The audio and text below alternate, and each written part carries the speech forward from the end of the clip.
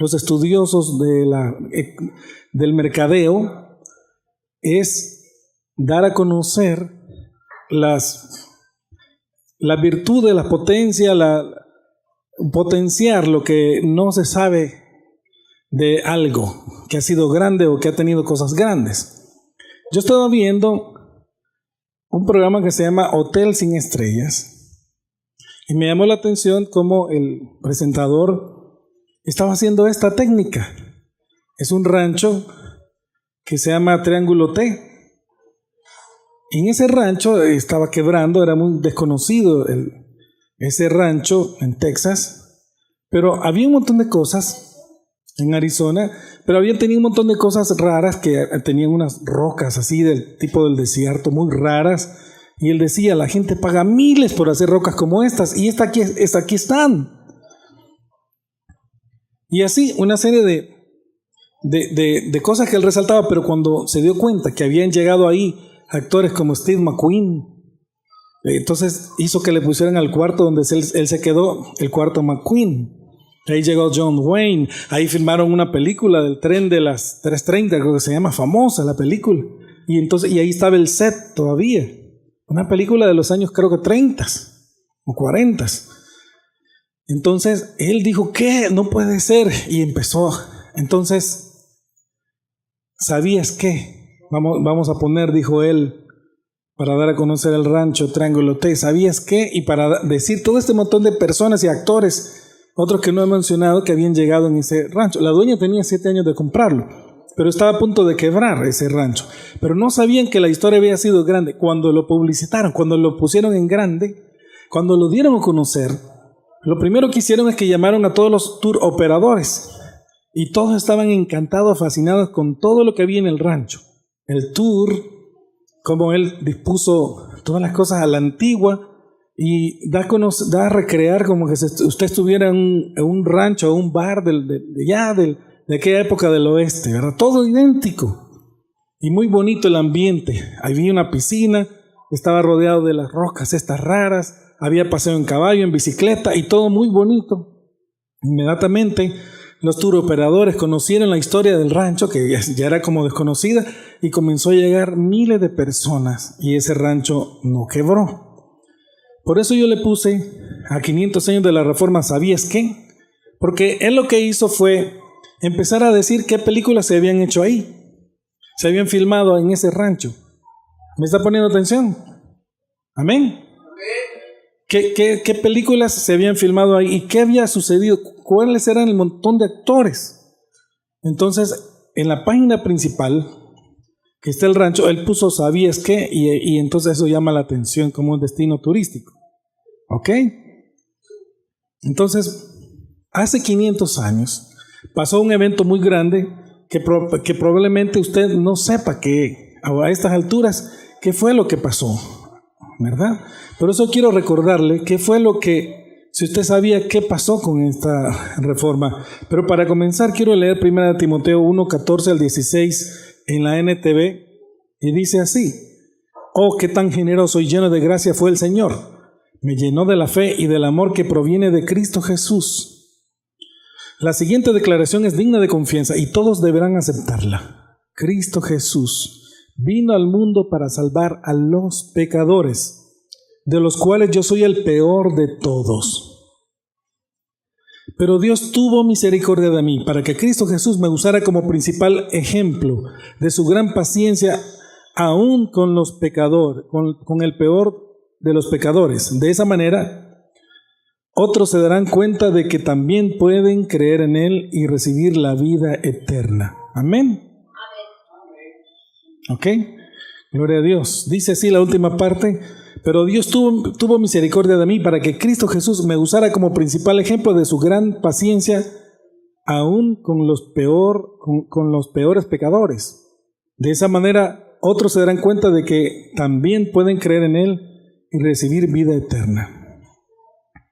¿Sabías que La reforma protestante que cumplimos este martes 31 de octubre de 2017, Cristo Jesús sigue obrando poderosamente desde entonces hasta ahora, desde hace 2000 años. Hasta hoy Cristo sigue obrando, pero ocurrió un problema, que la iglesia que tenía el poder político y el poder religioso, había en la época esta del medioevo, había interpretado de una manera las escrituras y no permitía que nadie más las interpretara a su manera. Pero ¿sabías que en el siglo XVI Europa vivió una revuelta religiosa encabezada por Martín Lutero, denominada la Reforma Protestante, que dio pie a las iglesias evangélicas de hoy, a las iglesias protestantes? ¿Sabías que la Reforma trajo grandes cambios religiosos, políticos, económicos, sociales, culturales, en el modernismo, hasta influenció para el capitalismo? ¿Sabías que tú gozas de los beneficios de esa reforma? ¿Sabías tú que Martín Lutero pegó las 95 tesis en las puertas de su catedral, la Catedral de Wittenberg, en Alemania, el 31 de octubre de 1517, quiere decir hace 500 años? ¿Y sabías que gracias a eso, gracias a los cambios que Dios hizo a través de ese reformador, tú estás disfrutando y gozando de muchos beneficios que, de no haber sido así, no tuvieses? Ahorita tú no entiendes o no sabes cómo se vivía en ese tiempo porque no viviste en ese tiempo. Ahorita tienes unas grandes libertades. Tú no tienes idea de qué era vivir en ese tiempo, que si tú te oponías o si decías algo te mataban. ¿Ok? ¿Sabías que una de las causas, y en mi opinión máximo beneficio de la reforma encabezada por Lutero, fue que la revuelta esta que hablamos volvía a fijarse en el Evangelio? A todos volvía a enfocar, y la revuelta se fijaba en el Evangelio, dejando así de influenciarse, o dejando que las personas dejaran de influenciarse por la supremacía católica y su corrupción y su estado feudal. La iglesia mandaba y punto, y usted no hacía caso, lo quemaban vivo. Era una cosa que usted no podía decir no quiero, tenía que querer o moría. Pero usted me podría decir, hermano, pero ¿de dónde sale todo esto? ¿De dónde procede todo esto? ¿Qué pasó? ¿Qué sucedió? ¿Ok? ¿Qué quiere decir un estado feudal? Y fíjese que pasó algo muy interesante. ¿Usted se acuerda del Imperio Romano? El Imperio Romano cayó en la parte norte de Europa cuando estos guerreros alemanes empezaron a atacar este ejército y lo redujeron, lo eliminaron prácticamente, ¿verdad? Entonces, cuando cae el Imperio Romano, estos pueblos germanos de los que les hablo conquistaron en el siglo V el Imperio Romano de Occidente y pusieron también fin al ejército profesional romano de esa época. Lo sustituyeron por sus propios ejércitos. Eran formados por guerreros que servían a caudillos por razones de honor y obtención de un botín. Entonces, cuando vienen estos caudillos, cuando vienen estas personas, se empieza a fundar lo que se llama el feudo, que es un contrato típico de la Edad Media, por lo cual los soberanos o los grandes señores concedían tierras o rentas en usufructo, pero la diferencia que ocurría es que obligaban a las personas a guardarles fidelidad de vasallo vasallo dominado, ¿verdad? Era una fidelidad que si usted recibía una tierra, usted era vasallo de la persona. ¿Ok? Si usted no podía oponerse, ¿verdad? Porque entonces ya le dije qué es lo que sucedía. Entonces de ahí se origina el feudalismo, que es una organización social, política y económica basada en el feudo de la Europa occidental del siglo IX al siglo XV. Y procedió, como les digo, de la caída del Imperio Romano. Antes el Imperio Romano dominaba y mandaba, pero cuando estas personas empezaron a tomar la libertad de sus pueblos, y empezaron a poner sus reyes y empezaron a dominar. Ahí ellos tuvieron el poder de ciertas tierras, y entonces ahí vino la Iglesia Católica y ella tenía la tercera parte del poder de estas tierras. ¿Verdad? ¿Me está entendiendo ahora? Entonces, cuando viene ya el siglo XVI y que la Iglesia Católica tenía el poder en todo aspecto, tanto político, la Iglesia Católica dominaba desde Roma todos los gobiernos, ella se imponía y si no, les hacía guerra, cualquier cosa, ellos no podían oponerse, porque era la que dominaba y también dominaba en la parte religiosa. Pero entonces cuando viene este sacerdote alemán y promovió que hubiera una nueva iglesia cristiana en la que el Papa no tuviese la supremacía total, ¿verdad? Donde la fe volviera a ser el principal motor religioso y en el que la corrupción religiosa de esa iglesia, de esa institución, fuera aniquilada totalmente. Porque él podía ver esa corrupción que por cierto todavía existe, ¿verdad? Entonces Lutero en sus 95 tesis defendía la fe cristiana como motor esencial de la religión y se contrapuso así al modus operandi que la Iglesia Católica había estado llevando a cabo durante la Edad Media. ¿Ok? ¿Sabías que la Reforma promulgó un profundo cambio en la Iglesia Católica que hasta ese momento había sido la única rama del cristianismo? Recordemos que los católicos son los que consideran al Papa de Roma como el máximo representante religioso en el planeta, ¿verdad? Y debido a esta supremacía, los reformistas rechazaron a esta figura y buscaron una iglesia que retomara los principios del cristianismo más tradicionales y más auténtico. O sea, el verdadero cristianismo. Ya no lo que decía el hombre con su figura de autoridad, ¿verdad? El vicario de Cristo, como se le decía, no, sino que la Biblia vendría a ser ahora la regla de fe y conducta, no lo que dijera un hombre, sino lo que decía Dios y su palabra. No que los reformadores inventaran nuevas doctrinas, sino que recuperaron las doctrinas de la Biblia, que hasta ese momento la Iglesia Católica, que era el poder político religioso, como le digo, había abandonado y olvidado completamente por imponer sus propias doctrinas hechas por hombres. Es así de fácil como lo oye. Y una de estas doctrinas bíblicas de la que recuperó la Reforma fue la gran doctrina de la soberanía de Dios, que es el tema principal en toda la Biblia, porque la Biblia comienza diciendo que Dios creó y al final termina diciendo lo mismo, que Dios terminó. ¿Ok? También Cristo Jesús, que es el tema también principal. Entonces, la Iglesia Católica venía vendiendo una serie de cosas.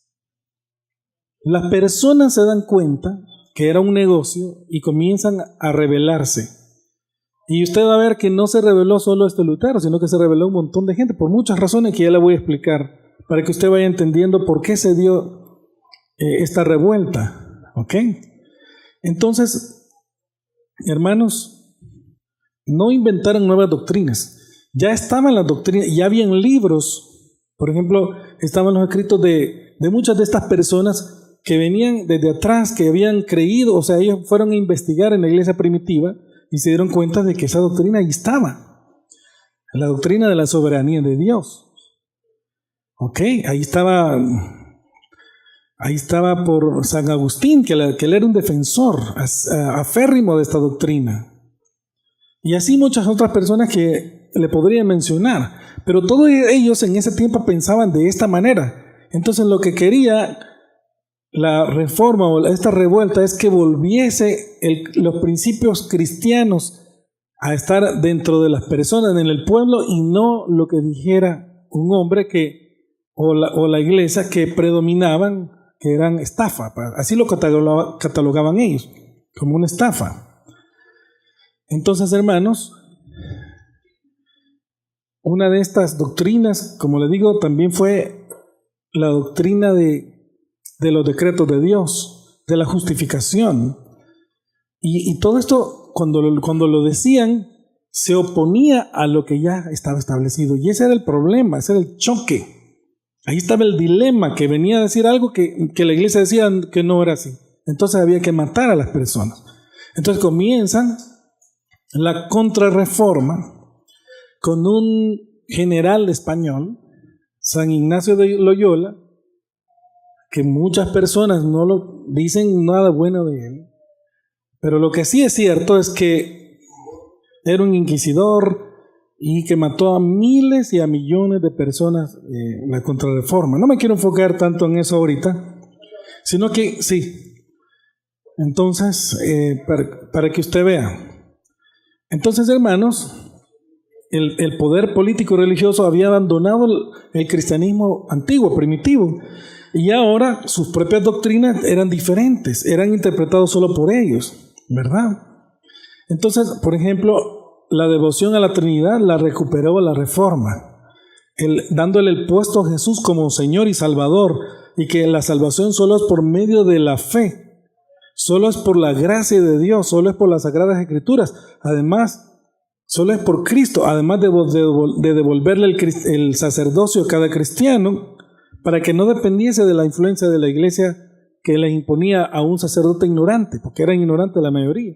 Era raro el que era estudiado, sino que dependiera de la Biblia y del Espíritu Santo, de lo que el Espíritu le enseñara, ¿verdad?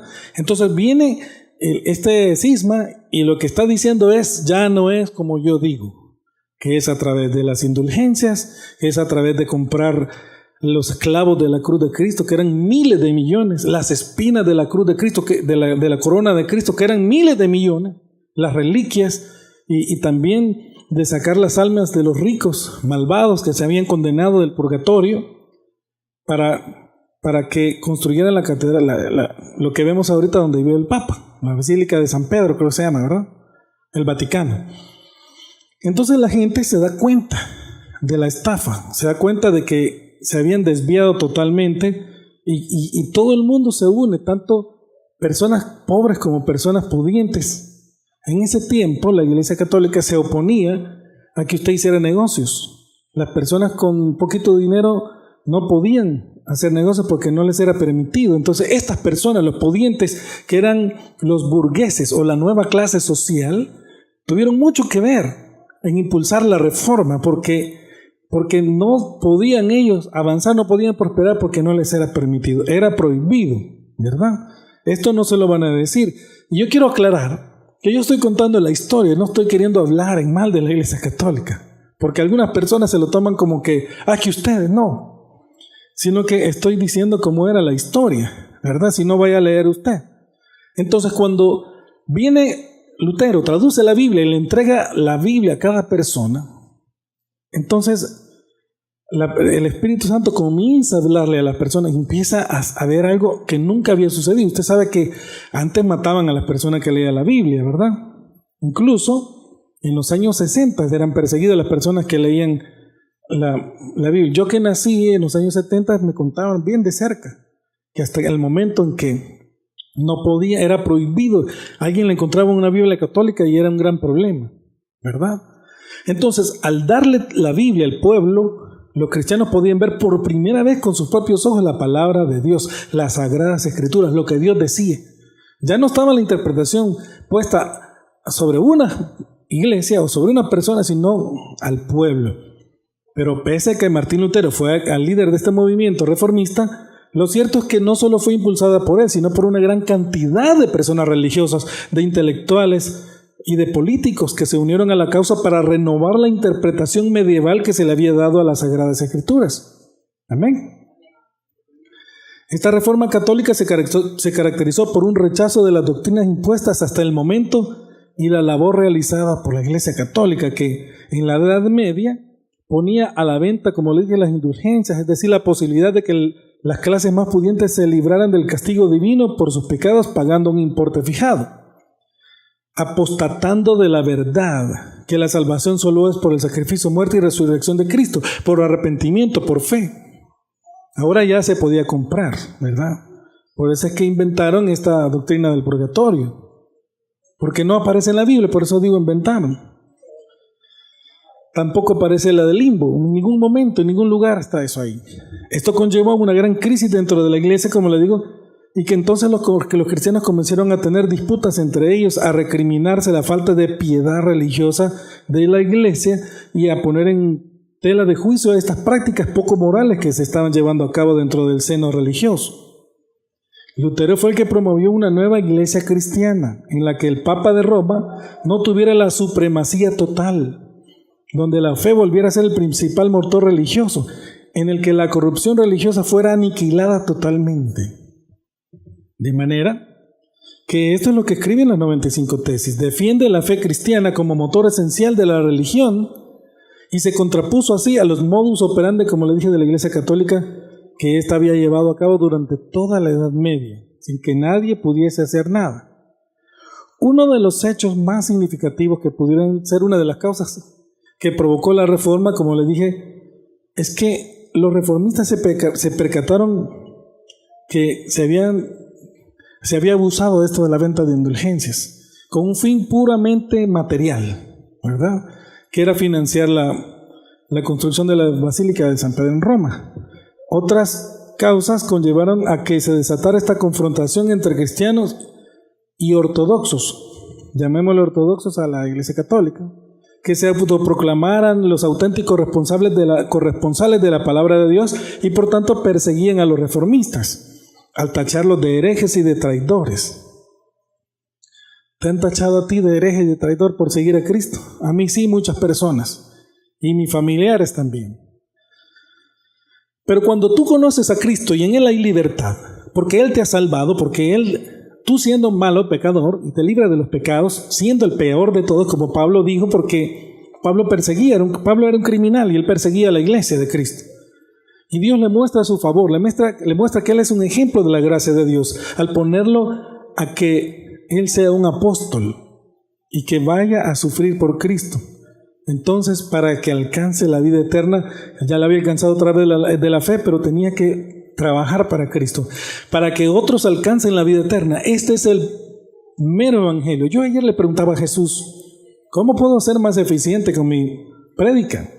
¿Cómo puedo yo, Señor, hacer que cuando yo voy a predicar, las personas de verdad comprendan el mensaje y de verdad lo acepten? Por lo menos los elegidos, porque un reprobado jamás lo va a aceptar porque no cree, ni puede creer, dice Romanos 8:7.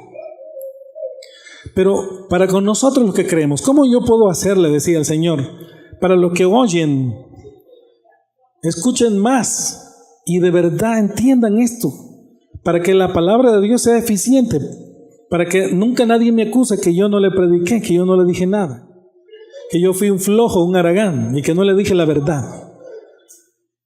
Y la respuesta es, hermanos, el versículo que les leí. Nosotros predicamos a Cristo y a Cristo crucificado, a Cristo resucitado. Yo le quiero decir a usted que el evangelio es sencillo. Cristo murió por nuestros pecados. Cristo murió por sus pecados para que usted no se condene, para que usted tenga vida eterna. Cristo resucitó para que usted sea levantado con Él. Si usted cree con todo su corazón que Cristo murió en su lugar para perdonarle sus pecados, para que usted no vaya al infierno, para librarlo del castigo que nos impuso Adán y Eva por la desobediencia que Dios le dijo del árbol, de este árbol no van a comer, del bien y del mal. ¿Ok? Y ellos desobedecieron y entonces Dios los castigó, que ellos iban a morir naturalmente y espiritualmente. Por eso es que nosotros, por consecuencia de ese pecado, morimos con este cuerpo físico, tiene que morir, y también la persona muere espiritualmente. Hay un montón de personas que Jesús dijo que eran vivos muertos. Dejen que los muertos entierren a sus muertos. Ahorita hay un montón de gente que va a las iglesias o que escucha algo de doctrina, pero ellos están muertos, su espíritu no ha resucitado, no está vivo, porque no han creído de verdad. Y solo al creer de verdad de corazón. Entonces yo te quiero decir algo a ti. Para que yo pueda ser eficaz, te tengo que decir lo mismo siempre. Si tú crees de verdad, con todo tu corazón, que Cristo vino a morir por tus pecados, que Cristo sufrió en tu lugar, y si tú crees de todo corazón Y si tú confiesas que Jesús es Dios, entonces, y que Dios lo levantó de los muertos, entonces serás salvo. Entonces viene la vida en tu corazón. Y esto es de lo que trata la reforma. Por eso las 5 solas. Sola fide, solo a través de la fe, solus Christus, solo a través de Cristo, sola gratia, solo a través de la gracia. ¿Cuál gracia de una religión? No existe. Paja, mentira. Mentiras de hombre. Sola escritura, solo a través de la palabra de Dios, no a través de lo que venga a decir alguien o un concilio religioso. Sola Deo Gloria. Una de las cosas que a mí me encanta, y es que, por cierto, yo estuve dentro de la Iglesia Católica, y es que no puedes ahí trascender si no haces lo que ellos dicen, y aún así vas a llegar a cierto nivel. Y una de las cosas que yo le pedí a Jesús, que yo quería servirle con libertad, es que me permitiera a Él servirle en espíritu. Y entonces yo estaba estudiando, de hecho quería incluso hacer mucho ahí, pero no me lo permitían, me lo impedían. Entonces cuando yo le pedí al Señor, el Señor me dio la libertad. Yo no sabía de este lado tanto así del protestantismo, pero de este lado Dios sí me dio libertad. Allá me decían, cállate, no andes predicando a Cristo, cállate, o vete de aquí. Entonces pero yo hablaba de Cristo porque mi devoción es por Jesús. Cristo murió por mí. Mi devoción es hacia Cristo. Entonces me callaban, y entonces yo le decía al Señor, ¿qué hago, Señor? Y el Señor me devolvió o me dio lo que se llama soli Deo Gloria, el sacerdocio del cristiano para Dios, la gloria de Dios de mi vida para Dios. Y yo vine a tener una gran libertad, pero una gran paz como no tenía idea, cuando empecé a servirle a Cristo en espíritu y en verdad, y ya no bajo ninguna imposición de nada humano, sino que ya era el Espíritu y yo, ya era Cristo y yo. Y este es uno de los beneficios que el Espíritu Santo nos da, y unos beneficios de la reforma, que usted no esté subyugado, coadyugado, ligado, sometido a nada que no sea el Señor Jesús o Espíritu Santo. Amén. Entonces, hermanos, se da esta confrontación de la que le estoy hablando entre los ortodoxos, que ellos decían, solo nosotros podemos decir la palabra de Dios, ustedes no son nada ni nadie. Y entonces ahora los reformistas son herejes y traidores y los vamos a matar. Dice un historiador que él, por ser así cauteloso en sus estudios, él sabe que 80 millones de cristianos fueron quemados en la hoguera por la contrarreforma. ¿Ok? Otro dice que 100 millones y otro dice que 120 millones. El Papa Juan Pablo II pidió perdón en 1998 y en el año 2000. También pidió perdón por los crímenes de la iglesia cometidos aquí en América, en la conquista de América. Usted sabía que también aquí hubo doctrina para la, ¿cómo se llama? Para la Santa Inquisición, ¿verdad? Aquí también hubo. Yo estuve viendo un programa de Discovery Channel y a mí me impactó porque yo, fíjense que no sabía. Hace un tiempo estuve viendo, documentado con nombre y apellido, cómo venían los judíos que tenían dinero, tenían propiedades, negocios, y cómo venía algún fraile, un cura, y ahí le ponen con nombre y apellido tanto al judío como al fraile que vino a decir, ¿quién es el hombre más rico aquí? El judío fulano de tal, brujo, hereje, lo mataba y él se quedaba con todo y todo venía a ser el dueño de él y su orden religiosa. Eso hacía la Santa Inquisición, imagínense. Entonces, hermanos, por eso es que el Papa pidió perdón, o sea, ahí reconoce pues que fueron ellos, ¿verdad? Y esto le puede doler a algunas personas, pero una de las cosas por que yo me salí es que yo ya no podía estar en un lugar tan contaminado de pecados. Yo no soy ningún santo ni mejor que ellos, pero yo sentía que yo no podía porque yo quería hablar la verdad y me ponían que hablar otra cosa. Y cuando me doy cuenta de que no había cambiado mucho, yo le dije, Señor, quiero servirte en el espíritu y verdad, sácame. Y Dios me sacó, gracias a Dios. Entonces, hermanos, No digo nada en contra de ellos, que Dios los bendiga y que Dios les ayude, pero yo me siento mejor acá. Amén. Así que la Reforma Protestante en Europa dividió a los cristianos. Aquí me dividió a mí con mi familia y dividió con la familia de mi esposa. Nos dividió el seguir a Cristo. Los que querían renovar la iglesia luchaban contra la corrupción y los que querían que todo siguiera igual luchaban contra los reformadores. ¿Ok? Y vamos más allá. Habían unos países que se sumaron a esta revolución y rechazaron el papado, apostatando de la iglesia y se hicieron, digamos, diferentes y se hicieron leales. Cuando esto pasó, comenzaron a llamar a los países protestantes. ¿Ok? Debido a esta separación vital entre los creyentes de Europa, comenzaron a aparecer guerras entre ambos bandos que se conocen como guerras santas. ¿Ok? Pero Lutero le dijo que nunca fue la intención de él hacer una guerra. La guerra la hacían las personas que no querían soltar el poder. ¿Ok? Pese a esta confrontación actualmente, para que usted sepa, el protestantismo ha conseguido convertirse en una rama del cristianismo y cuenta con más de 500 millones de fieles. Otras personas dicen que más. Si alguien me ayuda más adelante, pero cuenta con más de 500 millones de fieles. Causas religiosas de la Reforma: la corrupción de la iglesia. El clero romano ponía a la venta lo que supuestamente eran reliquias sagradas, pero que en el fondo era una estafa para poder ganar dinero. Por ejemplo, vendían las espinas que coronaron a Cristo, las astillas de la cruz. Yo me acuerdo que cuando yo vivía en Nicaragua, mi mamá compraba astillas de la cruz de Cristo y la comíamos, la madera, para salvación o para algo. Entonces, etcétera. Usted va a ver que en varias iglesias hay un clavo de la cruz de Cristo y son un montón de iglesias, pues. O sea, usted va a ver. Además, se comenzaron a vender las indulgencias de los pecados, es decir, el perdón de los pecados a cambio de dinero. Eso no puede ser. Motivo que fue uno de los principales para que estallara la Reforma Protestante. Otra de las causas fue los eclesiásticos con poca formación. En aquella época, muchos de los sacerdotes que defendían el catolicismo desconocían muchos aspectos de la doctrina y no estaban en absoluto preparados para desempeñar las tareas religiosas.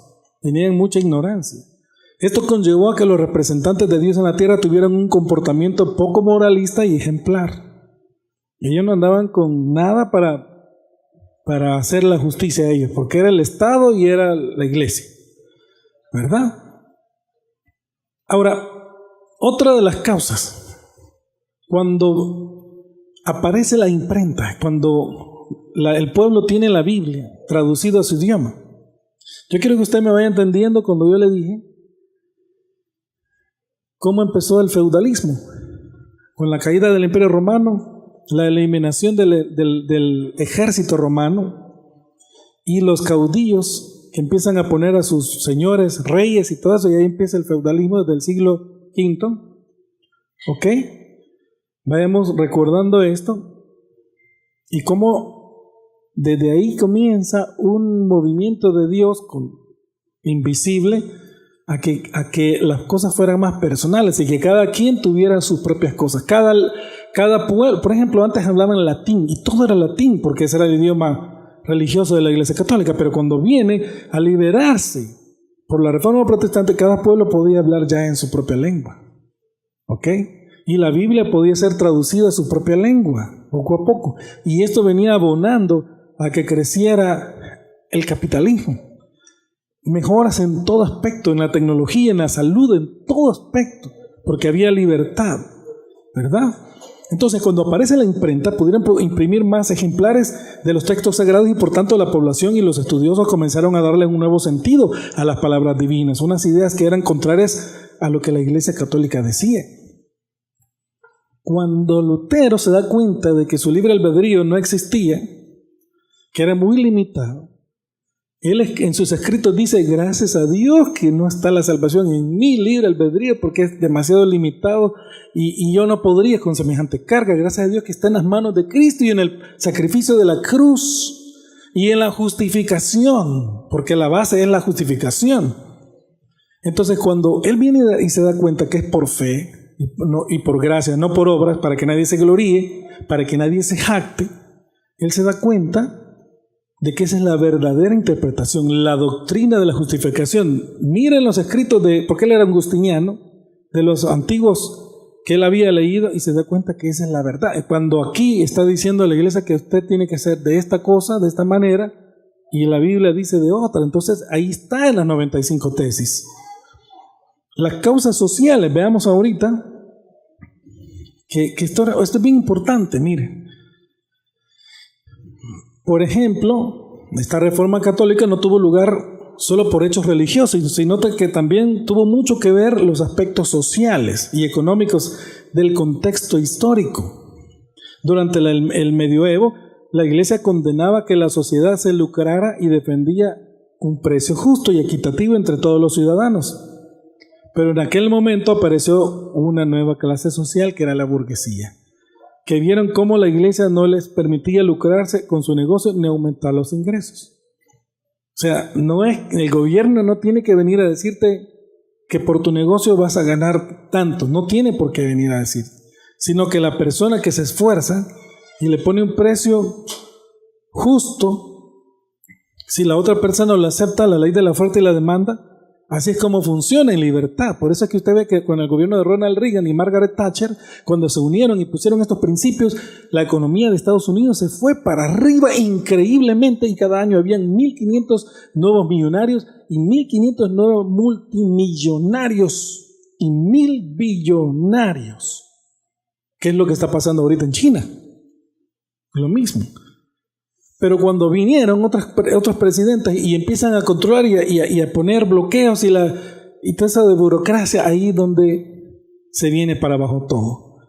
Entonces la iglesia decía, no cobre más de tal, y como era el poder, y las personas no pasaban de la pobreza, ¿verdad? No pasaban de lo mismo. Así pues, esta nueva clase social necesitaba una nueva moral religiosa que adoptara la realidad económica social del período. Los protestantes se identificaron con el espíritu moderno y acogieron una gran parte de los comerciantes y empresarios dentro de su seno. Ahora veamos las causas políticas de la reforma protestante. En el medioevo, durante la Edad Media, el poder de la iglesia fue mucho más influyente que de los propios reyes de los países. O sea, estaba el rey, pero el rey no mandaba, sino que era la iglesia la que mandaba. Pero durante el siglo XVI las monarquías comenzaron a fortalecerse y por tanto pudieron comenzar a ganarle terreno a la iglesia.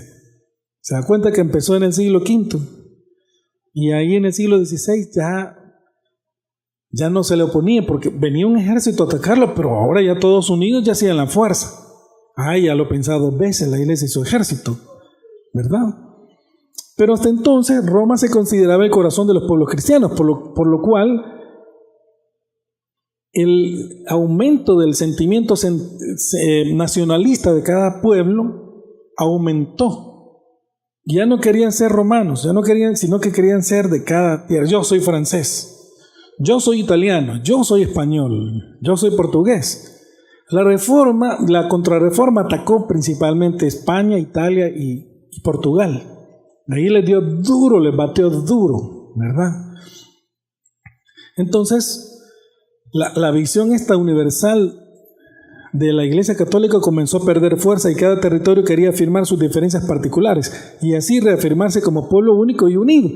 Por eso cuando viene lo del Papa Inocencio III y que ya venía queriendo la reforma en el año 1100, creo, adelantito, y le dijeron los albigenses, los valdenses, a este Papa Inocencio III, mire, nosotros queremos tener nuestra propia forma de creer de acuerdo a la Biblia, así de esta manera los mandó a matar a todos.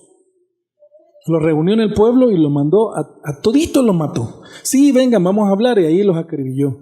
Dicen, y por cierto mis hermanos han ido a ese pueblo, a esos pueblos yo no he ido, un día voy a ir a Francia,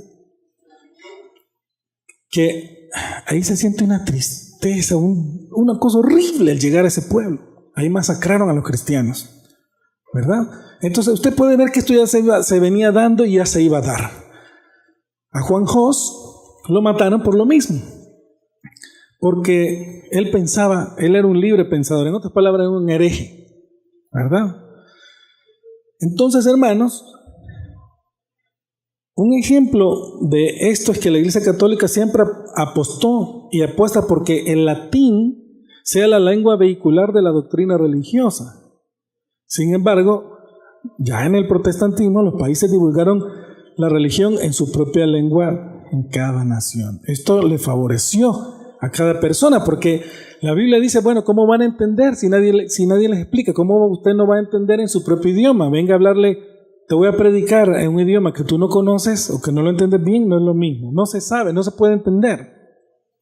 Entonces, hermanos, el inicio de la Reforma se dio en Alemania, que prácticamente funcionaba como un estado feudal y la iglesia tenía 1/3 parte de las tierras, ¿verdad? Lutero fue el autor de las 95 tesis contra la venta de indulgencias.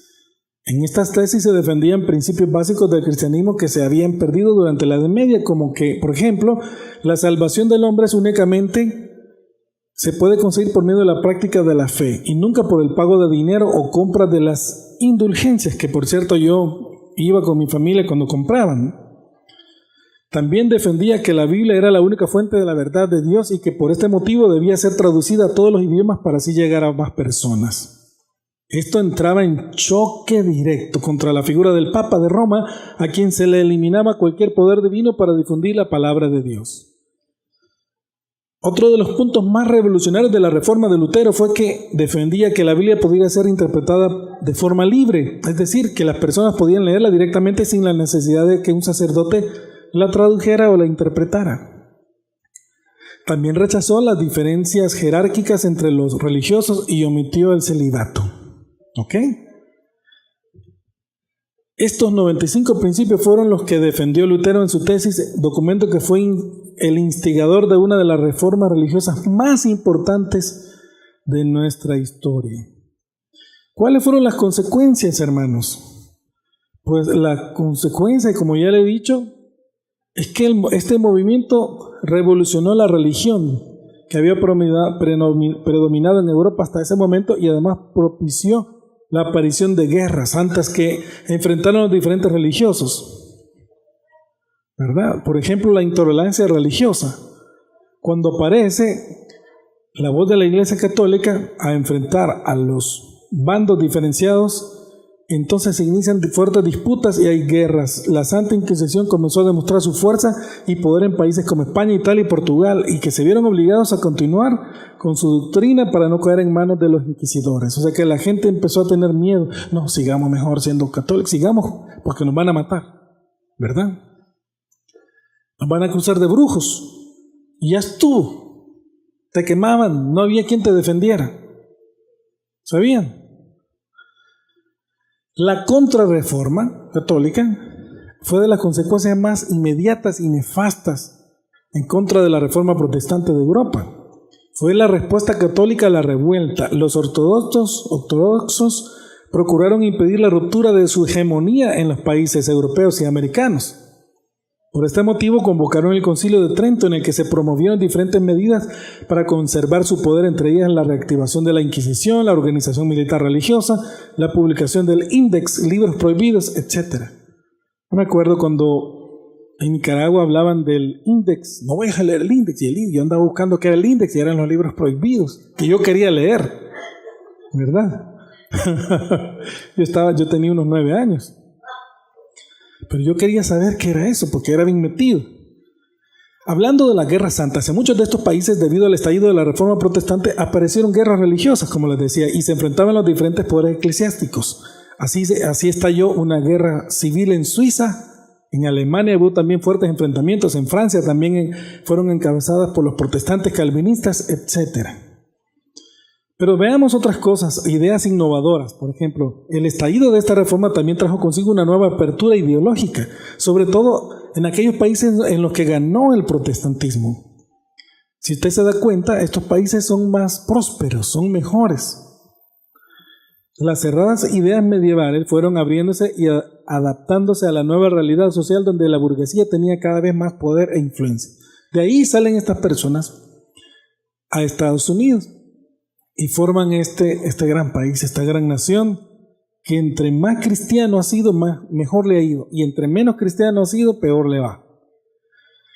El poder económico de la Iglesia Católica fue perdiendo fuerza y el pueblo empezó a tenerlo en su mano, algo que facilitó el camino a que años más tarde apareciera el sistema capitalista. Fíjense los beneficios de la reforma. También el Papa pidió perdón por los crímenes de la Iglesia durante la conquista de América, ¿verdad? En las actas del Simposio Internacional celebrado en Roma en 1998. Entonces nosotros podemos ver que Dios estaba detrás de la reforma, que Dios está obrando y ha estado obrando. Y así como hay países, digamos como Estados Unidos, que no quiere perder su hegemonía en todas estas naciones, su poder, ¿verdad? Y hace cosas, entonces así la Iglesia Católica así. Así como Rusia no quiere perder su hegemonía en aquella zona. Así como vemos, lo mismo podemos ver que había una guerra antes, así como entre Rusia y Estados Unidos, la Guerra Fría, igual las guerras que han habido entre la Iglesia Católica y el cristianismo. Pero el cristianismo nadie lo va a poder detener, ¿verdad? Y Cristo sigue obrando. Si usted, y esto me encanta, lo que dijo Calvino, no puede ser posible que un verdadero hijo de Dios, nacido de nuevo, escogido, elegido, muera en pobreza. ¿Oyó? Usted puede ser pobre, usted puede venir de mucha pobreza, pero si es hijo de Dios, una de las causas que comprueban que tiene el Espíritu Santo y que es hijo de Dios, es que usted no va a morir en pobreza, usted va a morir bien. Usted va a morir y le va a dejar herencia a sus hijos. Y dice la Biblia que el hombre justo le deja herencia hasta sus nietos y hasta los bisnietos, hasta la tercera y cuarta generación. Fíjese, se da cuenta. Yo me casé con un dinero que le dieron, nos casamos, parte del dinero, no fue todo, pero una parte, la mayoría, con el dinero que el papá de Mónica, que había muerto, le había dejado guardado. Y de ese dinero incluso pagamos el nacimiento de Johann Sebastian, ¿verdad? O sea que el abuelito le pagó el parto a Johann Sebastian, ¿verdad? Así fue, ¿verdad? O parte del... Entonces, para que usted vea que el hombre es justo, todos colaboramos, sí, pero y entonces a mí me llamó la atención lo que la Biblia decía, porque hasta ahí llegó. Y también llegó a otras áreas de nuestra familia, a las áreas de otros de los hijos de él. Entonces yo me acordaba la Biblia, porque ahí comprueba la Biblia, un hombre justo le viene a dejar hasta la cuarta generación. Y eso me llamó mucho la atención. Tienes que ser próspero, tienes que luchar de verdad por lo que quieres. No te puedes dar el lujo de cruzarte de brazos, no te puedes dar el lujo de dormirte en tus laureles, no te puedes dar el lujo de dejarte trabajar. Tienes que prosperar, tienes que ser próspero, tienes que prosperar. Y eso va a ser prueba de que naciste de nuevo. No puedes ir para atrás como el cangrejo. No puedes vivir la vida con depresión si eres hijo de Dios, si no, entonces no eres. No puedes vivir la vida siendo una persona que no se mete en ningún movimiento, ni siquiera en la iglesia, que no quiere trabajar, que no quiere luchar. Es que la eso no existe en el cristianismo.